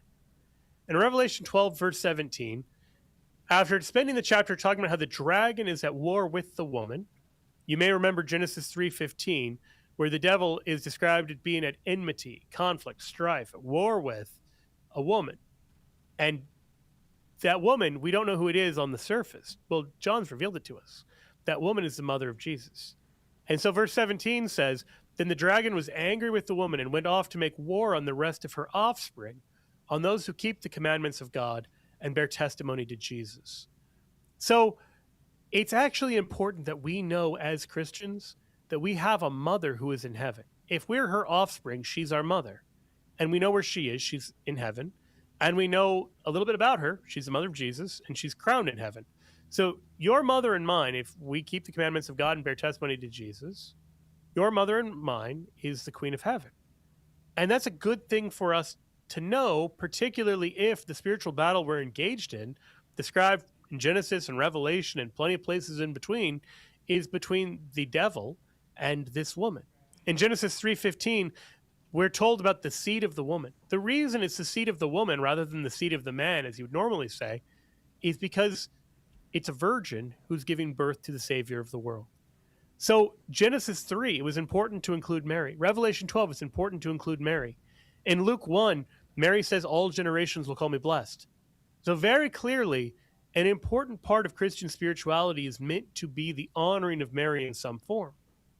Because she is our mother, and because she's already been honored by God beyond anything we could ever give her. You'll never give Mary any honor that surpasses God making her the Queen of Heaven, because that's what it is to say she's crowned in heaven in this way. Scott, thank you What so do much. you think of that? Oh, yeah, go ahead, Scott. What do you think of that? Oh, it's beautiful. I don't have to cancel my podcast subscription. So great job. Glory. Thank you very much. Excellent. Best You bet, feedback Scott. we could get is that you're going to keep giving Joe more money. Love to hear that. Thank you, Scott. That brings us to our next Anybody break. else who wants to do it? Anybody else? ShamelessJoe.com. Any other callers? Let us know. And yeah, anyone listening, ShamelessJoe.com is where you We can usually contribute. give you books if you want to just give me money randomly. That's I'm not right. gonna say no. Every now and then, if something came back, ShamelessJoe.com is where you can support Joe's efforts at Shameless Popery. As I said, that is going to take us to our next break. We'll be right back to answer more questions right here on Catholic Answers Live. Stay with us for more Catholic Answers Live. Support for Catholic Answers Live comes from the Graduate School of Theology at Christendom College. Deepen your understanding of the Catholic faith through live online graduate courses, taught with uncompromising fidelity to the Church's magisterium, from Christology and bioethics to Mariology and more. This summer, you can also attend the Institute for Liturgical Formation on campus. Begin your master's degree or earn a certificate at graduatetheology.com. That's graduatetheology.com. Underwriting for Catholic Answers Live is provided by Magnificat. Published monthly, Magnificat features texts of daily Mass, prayers, articles, meditations, art commentaries, and more, in step with the liturgical rhythm of the Church, on the web at magnificat.com. Mother Angelica had a simple goal when she began EWTN: to reach the world with the gospel message. EWTN is everywhere on social media platforms including Audible, iHeart, SoundCloud, TuneIn, and X. We've never wavered from our mandate to proclaim the truth and majesty of the Catholic faith. Thank you for joining EWTN in this mission.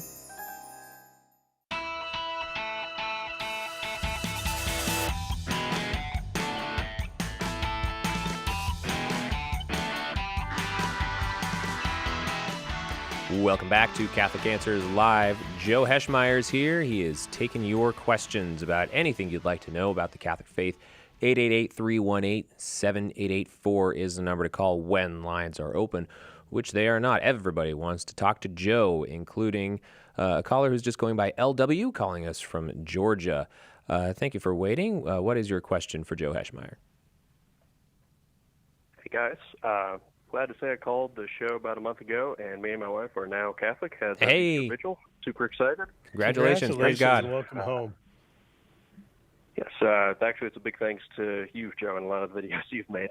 Some of my family is excited. Other people are not. But one of the questions that keeps coming up is purgatory.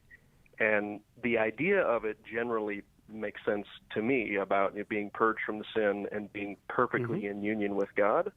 But the understanding that I had before, and a lot of my Calvinist counterparts, they have the idea that it's just, okay, as soon as you die, it's just instant. It's a pretty legal understanding of just, okay, you die, boom, all the sin goes to Jesus because of the sacrifice, and you go straight to heaven. So my question is, how do I kind of explain how this perfect unification happens and why it's not just instant as soon as you die? Yeah, I would just connect it to sanctification.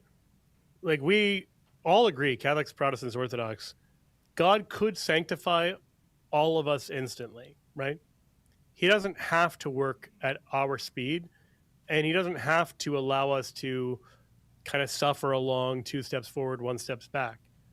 And you have these cases where there really does seem to be a miraculous transformation. You know, you've got somebody who, let's say they're struggling with addiction, and it's the kind of thing that can be really hell to get out of. But sometimes God simply cleanses them and purifies them and strengthens them and sanctifies them in this supernatural kind of way. And so there's nothing wrong with God doing it instantaneously. There is a lot wrong with demanding that God do it instantaneously. Because we know that even though he can and does do that kind of thing, it's not the norm, it's not the default, and he's never told us that it will be. So I know there are Protestants who will try to find some strained interpretation, you know, at the twinkling of an eye, taken completely out of context. They'll say, when we die, that's the twinkling of an eye. It's like, that's not what the verse is saying. So God can do that. When we get plenary indulgences for other people, or even when we get a plenary indulgence for ourselves, it's because we firmly believe that God can do this instantaneously. But we also believe that, given everything we know, this is not the normal way he does things. And it's not the way the Bible describes the normal way. So 1 Corinthians 3, you probably know this passage already. St. Paul talks about how no other foundation can anyone lay than that which has been laid, which is Jesus Christ. And he's going to talk about two groups of Christians, those who already have the foundation of Jesus. He says, now, if anyone builds on the foundation with gold, silver, precious stones, that's going to be group 1. Then he says wood, hay, stubble, that's going to be group 2. Each man's work will become manifest, for the day, it's going to be Judgment Day, will disclose it, because it will be revealed with fire, and the fire will test what sort of work each one has done. If the work which any man has built on the foundation survives, it's group 1, he will receive a reward. Because gold, silver, precious stones, when you put them through fire, they get more beautiful. But then he says, if any man's work is burned up, because wood, hay, and stubble just get incinerated in the fire, they burn up, he will suffer loss, though he himself will be saved, but only as through fire. So there is this fiery purgation. And so it certainly looks like a process of being refined in fire. And this matches Isaiah 6, where Isaiah's lips are purified by the touching of a burning coal from the altar in heaven to purify his lips to preach the word of God. So could that happen instantaneously? Absolutely. Does it happen instantaneously just automatically? No. And so we pray for God to do it instantaneously. We pray for the purification that we need to stand before God, but we don't presume upon it in a way where we just say, oh, I'm sure God will just do it for me. In the same way that if you're struggling against sin, you know, on the one hand, God could heal me of this struggle, this temptation, whatever, but you don't presume on that and just say, I bet he will, so I'm not going to take any steps to rid my attachment to sin. That would be folly. So that's we hold both of those things in hand. Does that make sense? That makes perfect sense.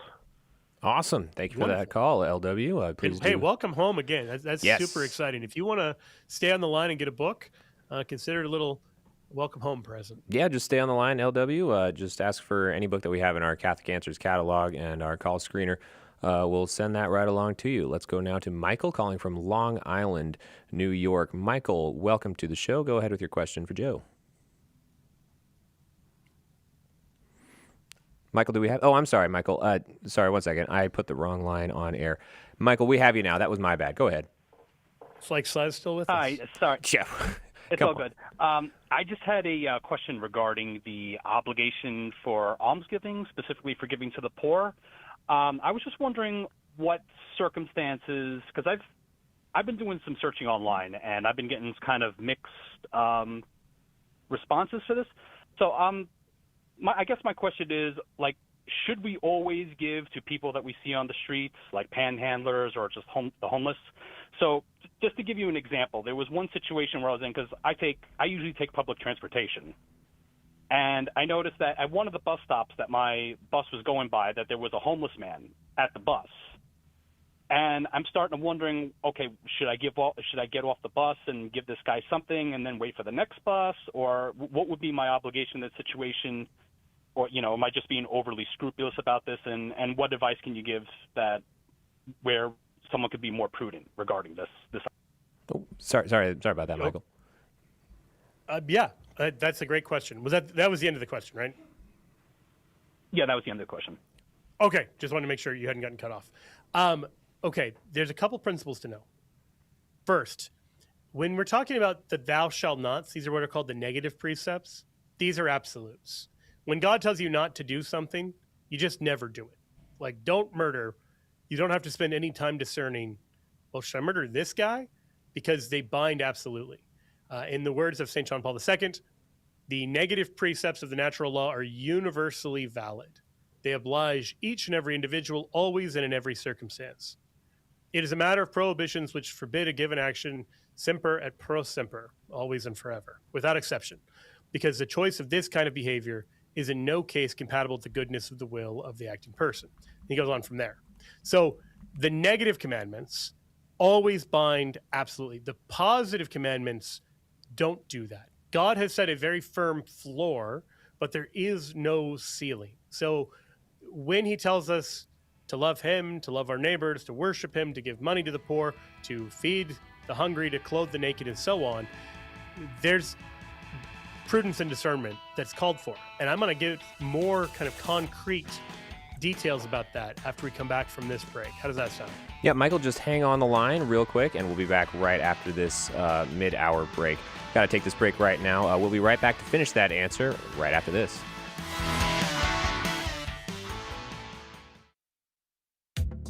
Have you ever wondered about the mysterious, even obscure aspects of the Catholic faith?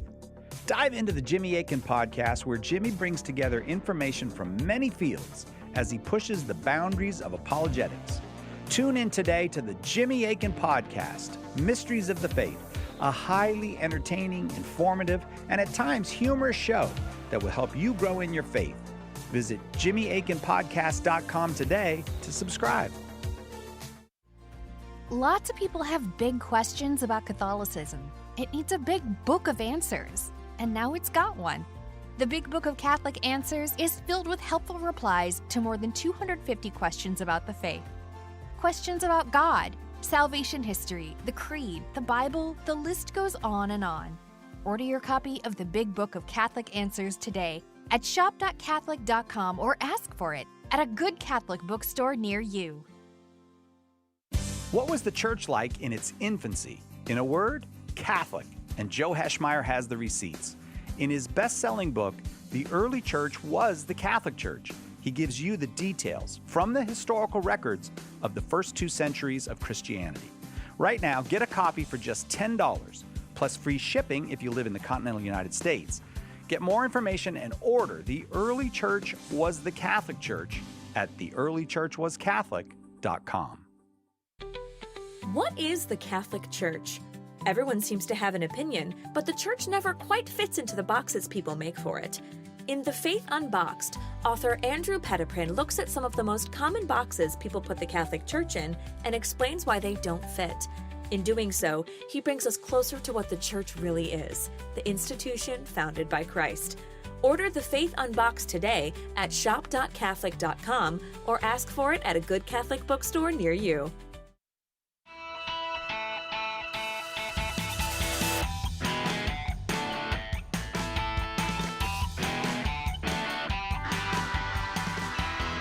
Welcome back to Catholic Answers Live. I'm your fill-in host, Thomas Graff, stepping away from my social media duties here at Catholic Answers to take us through this Ask Me Anything show with our staff apologist, Joe Heschmeyer. Joe, we were in the middle of an answer to Michael in Long Island, who wants to know some general guidance for giving to the poor who are living on our streets, to homeless folks. And so you gave a couple principles, but go ahead and finish your answer, Joe. Yeah, so the first principle I gave is that when we're talking about the commands of God, there's a clear distinction between the negative commandments, the thou shalt nots, and the positive commandments, which tell us what to do.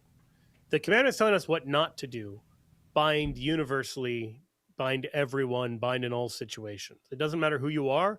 You should never steal. You should never murder. You should never covet. You should never commit adultery, and so on.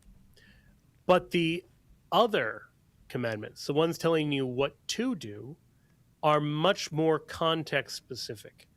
So, for instance, honor your father and mother, give to the poor, feed the hungry, clothe the naked, visit the imprisoned. It's literally impossible for you to fulfill those commandments to everyone. There are more hungry people than you have hours in the day or money in your pocket. And so there is a virtue, the virtue of prudence, that's involved in determining when and how to fulfill these commands. The answer is not going to be never, but the answer is going to be very much dependent on circumstances. The Didache in the first century has a fascinating line about this, where it just says to let your alms sweat in your hand until you know to whom you should give. Meaning that there's something to giving prudently and deliberately where you're not just trying to get rid of the money as fast as you can to check this box, but you're actually being very intentional about it. This is an actual greater act of love, because you're giving your money with a great intentionality to someone who you've decided, this is who God wants me to support. This is who God wants me to give to. St. John Paul II in Veritatis Splendor, in talking about that distinction I mentioned a moment ago between the negative commands and the positive ones, says that the fact that the negative ones are universal and the positive ones aren't universal, don't take from that the negative ones are more important than the positive ones. Sometimes Christians become so worried that they're going to do something wrong that they don't do anything at all. And that's not actually acceptable. In the separation of the sheep and the goats, what the goats are sent to hell for isn't bad stuff that they did. It's for all the good they failed to do. And so sins of omission are still sins. But we should be very careful with just acting as if every time you don't give to a homeless person or a panhandler that you've automatically committed a sin, because that's not true. John Paul II says, the reason is this: the commandment of love of God and neighbor does not have in its dynamic any higher limit, but it does have a lower limit beneath which the commandment is broken. So there's a floor to how little you can love God and neighbor. And if you go below that floor, you're sinning. And you want to go above that. You want to go as far above that as you realistically can. And so he says, furthermore, what must be done in any given situation depends on the circumstances, not all of which can be foreseen. On the other hand, there are kinds of behavior which can never in any situation be a proper response. So there's some things that you already know ahead of time. Well, this is definitely not the right way to act. But the particulars of what to do positively are really dependent on the context. So there's not going to be a one-size-fits-all where they say if you ask like 3 times, then someone's going to give you money. It's not that. Or, I only give to people on Wednesdays. Not that. You have to be in communication with God and with a real discernment for, how do you want me to serve you right now? Is it giving money to that guy, or is it buying him a sandwich? Is it giving him a smile? Is there someone else I should be serving? Is there another way I should be serving? Maybe it's not monetary at all right now. That if you have that disposition, that orientation of heart where you're practicing the presence of God, you're being mindful of God, and then you're trying to serve him and open to how he might be inviting you, then you just discern the particular cases as you kind of come across them. And so the final thing I'd say, in using this gift of prudence, it is perfectly appropriate to ask questions like, is this person going to be truly helped by me giving them money? Because you may find situations where a person's in a cycle of, self-destructive behavior and addiction and everything else, and they're refusing the help that's available. And if you give them cash, it's going to only make their life worse. In those situations, you might discern, I think you should discern, that it's prudent not to give. So you're not sinning simply because you don't give money. It would be impossible to say yes every time. You should let the alms grow sweaty in your hands as you try to discern how best to serve God in this context. Does that make sense, Michael? Yeah, that makes sense. So I'm guessing in my particular situation, like the one that I outlined earlier, I guess in that case I shouldn't worry too much about it, since I was, I guess you are in New York, right, Michael? Case, in New York, yes. Yeah, you are not going to be able to give money to every person who asks for money in New York. I mean, in this particular situation, it wasn't the person who was asking me; it was someone who was not on the bus. I was on the bus. The bus happened to be passing by. And oh, I see. I guess in this particular case, it was, should I have gotten off just to give the person and then wait for another bus, or it sounds like you're saying that I shouldn't worry too much about that. Is that right? No, you shouldn't. Especially, I don't know how much you mentioned scrupulosity earlier. If you're somebody who struggles with scrupulosity, then you should err on the side of seeming to be too lax in your own estimation, because your default is to be too rigid. Other people, that would be bad advice for. Other people have to be reminded to do more. But if you struggle with scruples, that nagging voice in your head, just learn to ignore it on a question like this. And if you have to do something like keep track of the last time you gave so that you can't convict yourself of a fake sin, then do that. But for people who don't struggle with scruples, if you feel this strong desire to go and help a person that you see on the street, I often take that as a circumstance that needs to be attended to, because that could well be Christ in the disguise of the poor. That could well be the person God has placed in my life. And so that kind of thing by itself, if I just feel that draw, I will try to listen to that. But I don't think it's sinful. Certainly it's not automatically sinful not to listen to that. If you're given in other ways, and especially if you're getting in your own head saying, well, am I just overanalyzing this? It's fine to just say, I don't know what to make of that. Lord, I pray for that person. And then you offer the spiritual goods that you're able to offer. Michael, I hope that was a helpful answer to your question. God bless you as you figure that out. That's as Joe said, that's a lot of poor people in New York, and you do need some discernment to know how you can best serve those around you in a city like that. It is Ask Me Anything here. The number to call with that open line is 888-318-7884. Mark is calling from Severna Park, Maryland. Mark, go ahead with your question for Joe Heschmeyer. You're on the air. Hi, Joe Heschmeyer. The second time I'm calling in, and recently. Mark, you are super choppy right now. Yeah, you're cutting in and out, Mark. Calling from the bottom of a well. Mark, do we have you there? It's Mark. And also maybe wonder about what your. Yeah, I'm sorry, Mark. We got a really rough connection right now. We'll go on to a different caller. Maybe you can. Maybe we'll ask our call screener if he can check back in with you and maybe get a better connection. But this is that connection isn't going to work for us at the moment. But hopefully we get back to you, Mark. John in Chino, California. Let's go over to John in Chino, listening to us on YouTube. John, you are on the air here. Go ahead with your question for Joe. Hey, how you guys doing today? Yeah, my question. Great, John. Yeah, that's a great question to ask, by the way. And my real question is, it's going based off something I read in Vatican II. So one of my friends is trying to be Orthodox, right? So I've been trying to turn him. He's a Protestant, but he's trying to convert. And basically, I've been trying to convince him to be Catholic. But the one thing that's kind of holding him back and me back on my theology is that the fact in Vatican II it says that the Muslims and the Jews pray to the same Abrahamic monotheistic God, and I don't really understand that. Just because of the fact that they both apostatized from Christ being God, Yeah. So because you put this in the context of a friend discerning Eastern Orthodoxy, Trent Horn has a good video called "Do Christians and Muslims Worship the Same God?" And he puts my take. He points out that the Russian Orthodox actually say yes to that. Russian Orthodox online, or Orthodox online, will say no. But if you listen to what the patriarchs actually say, they very clearly say yes. This includes the Russian Patriarch of Constantinople, and a lot of other leaders in Orthodoxy.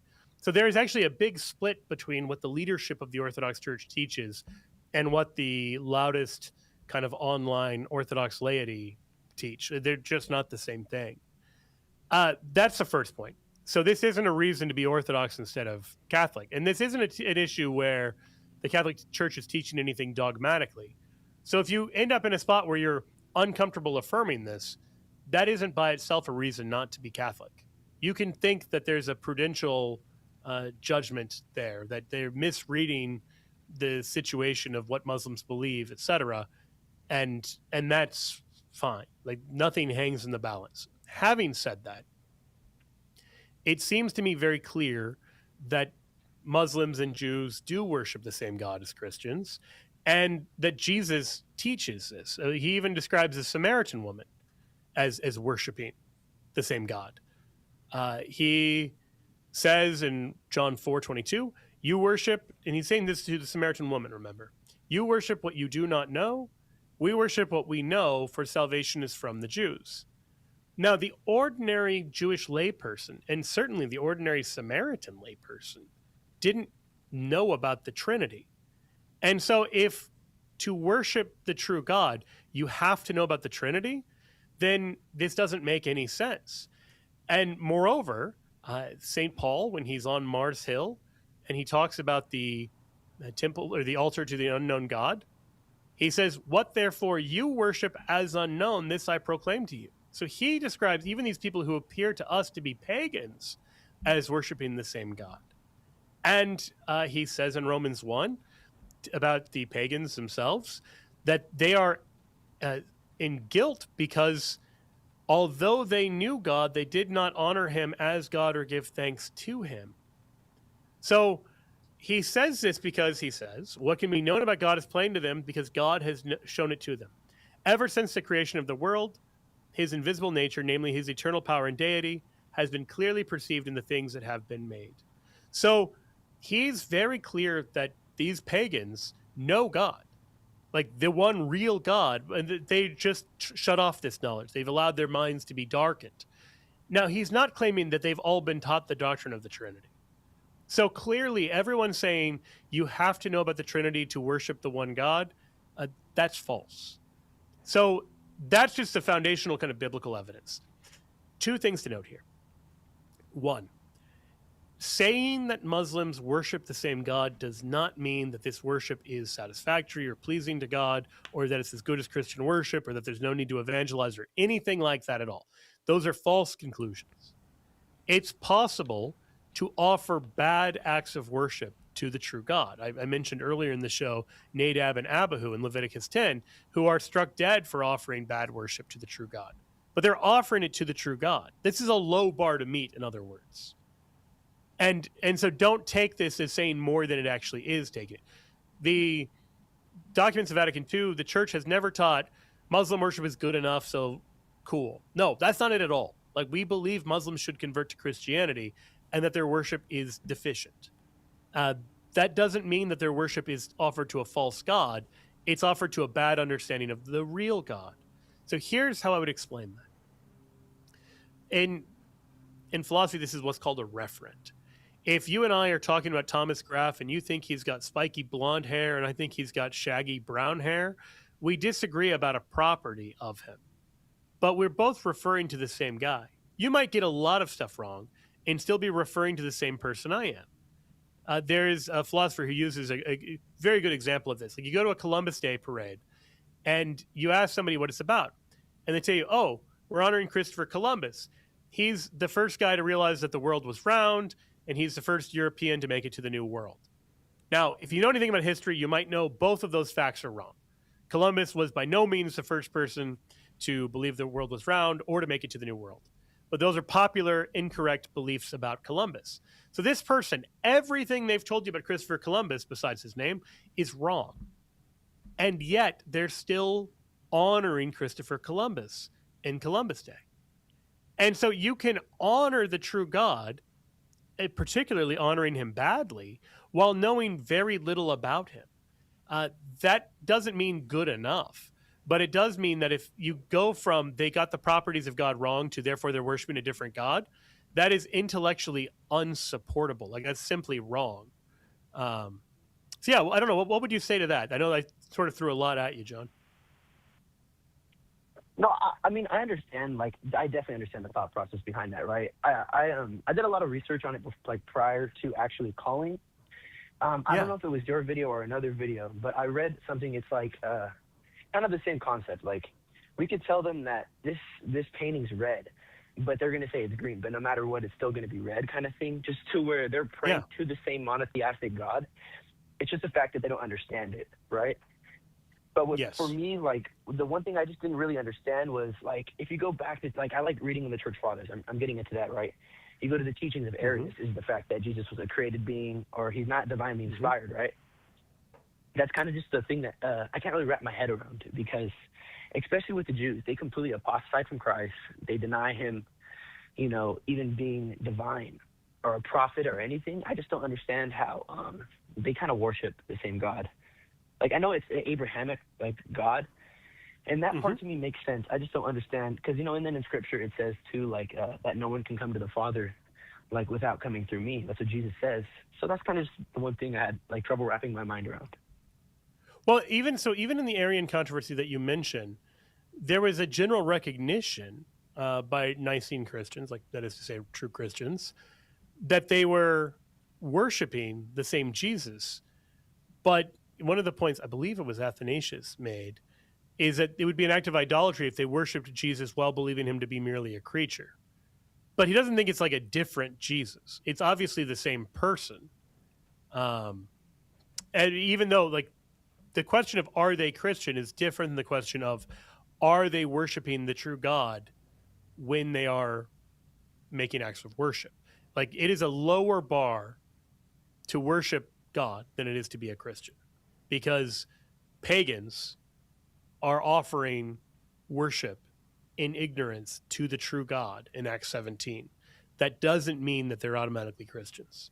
And that's very clearly the biblical principle that we have to work with, that you can get a lot of stuff wrong, including the Trinity, and still be oriented towards the true God and still be offering him something. Maybe it's not much.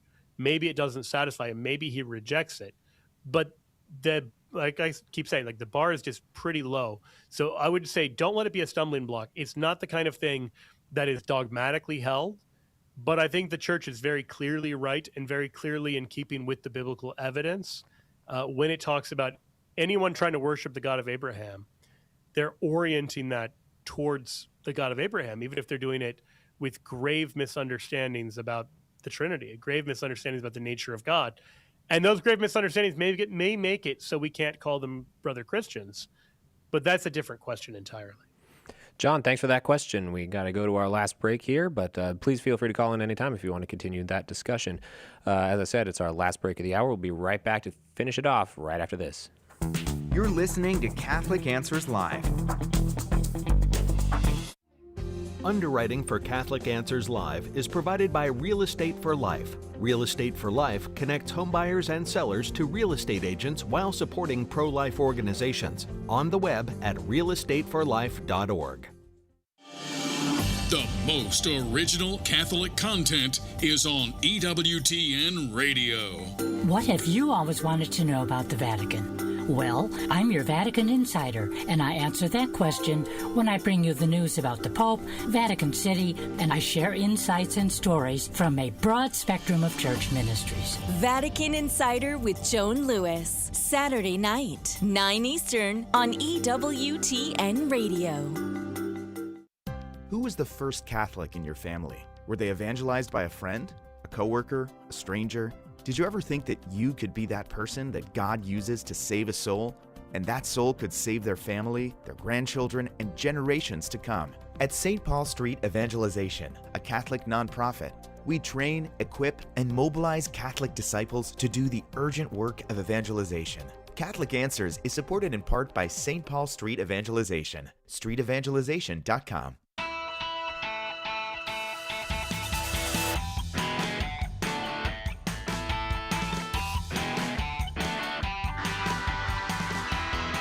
Welcome back to Catholic Answers Live, finishing off a Wednesday edition of Ask Me Anything with Joe Heschmeyer. We got a lot of people still on the phone, so we'll try to get through them as quickly as we can. Mark, we're going back to you in Severna Park, Maryland. Our call screener tells us we think we have a better connection with you here. Mark, do we have you loud and clear? Yeah. Yes. I can hear you. Yes, we got you. That's much Yeah, better, we Mark. can hear you loud and clear this time. Go ahead with your question. Okay. That's good. So to recap what I was saying is that recently I just got around to watching your debate with Doug Wilson, and I thought you did a very good job there. And it also made me wonder at the same time, because I have a lot of strong opinions about Doug Wilson as well. It made me wonder that whenever someone like you or any other Catholic apologist is engaging another figure, especially one who's very controversial, that how do you find the right balance between, like, when's the right time to be, I think, charitable and inviting versus being much more, like, firm, like, in terms of, like, of either calling out or correcting things that are either heretical or harmful and so on? That's a good question. In a debate, it's a little bit more structured, and so those questions are actually a little easier to answer. It's harder to answer in ordinary life. In a debate, if your opponent says something that you think is relevant to the debate, or you think it's going to risk misleading and scandalizing the audience. So when people say false things about what the Catholic Church teaches, I will often try to at least nod towards the fact that that's not the actual Catholic teaching. And I might not be able to go into what the Catholic teaching is with the, time limitations, but I can at least say, like, hey, that's not it. That's not what we believe. And hopefully people will at least realize okay, this is not just a given. Because sometimes if you don't say anything in a context like that, people will be like, well, you both agree that the Catholic Church teaches this thing the Catholic Church doesn't teach, but that you didn't have time to correct. So there, I will try to at least make a point of that. I will spend more time on it the more pertinent it is to the debate. There's some debaters where if they're losing or if they're simply debating a Catholic, they just throw out every anti-Catholic tool they have in the toolbox, regardless of what the topic actually is. And so there you just sort of say, like, look, the reason James, or whatever the guy's name might be, hypothetically, is bringing up all this stuff is because he doesn't have an answer for the question before us. And so just kind of recognizing that. There's an old principle in law. If the facts are on your side, argue the facts. If the law is on your side, argue the law. If neither's on your side, pound the table. So call it out when people are pounding the table and it doesn't seem like a good faith thing. But if it's pertinent to the debate where they just have misunderstood the Catholic side of a resolution, then you have to spend more time unpacking why it's wrong and setting the record straight just to have a productive conversation. Now, let's apply that in ordinary life. If you're talking to somebody and maybe they're sharing a story with you, they're not debating you, they're just telling you about something. And along the way, they mention something that suggests that they have a false understanding of some dogma. They say, oh yeah, I know you guys worship Mary and we don't, but you guys are really great people, something like that. I think the bigger the error is, the more incumbent upon you it is to gently correct them. But that can be very difficult depending on the circumstances, and particularly if they're not trying to be combative.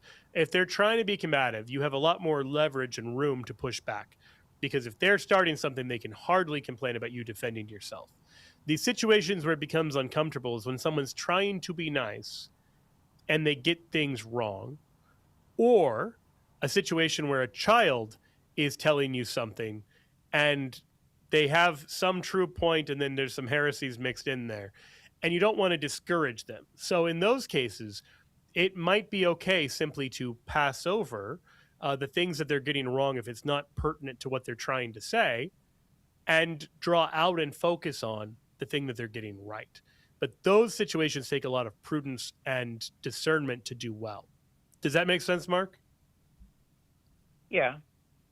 Perfect. All right. Love the one-word affirmative of that makes sense. That means Joe knocked it out of the park right there. Let's go on to Jeremy calling from Virginia on YouTube. Jeremy, we are very close to the end of the show here, so if you could be very quick with your question, that would be great so we could get you a good answer. Yeah, I will, Tom. Hey, Joe. Real quickly, I was speaking with Mr. Atheist, and he said that Jesus didn't make any kind of a sacrifice because he knew he would come back from the dead. And I'm hoping maybe you can tell me how I should respond to that. Okay, that's absurd. I mean, by that standard, because we believe in the resurrection of the dead, no Christian has ever made a sacrifice. The martyrs, nobody.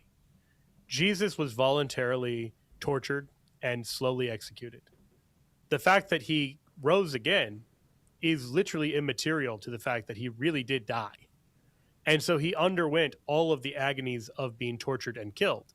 You might as well say, well, to an atheist, well, you're not making a sacrifice because when you die, you think you're just going to go into non-existence. So it's no sacrifice for you either. It simply is an incoherent and unintelligent sort of objection.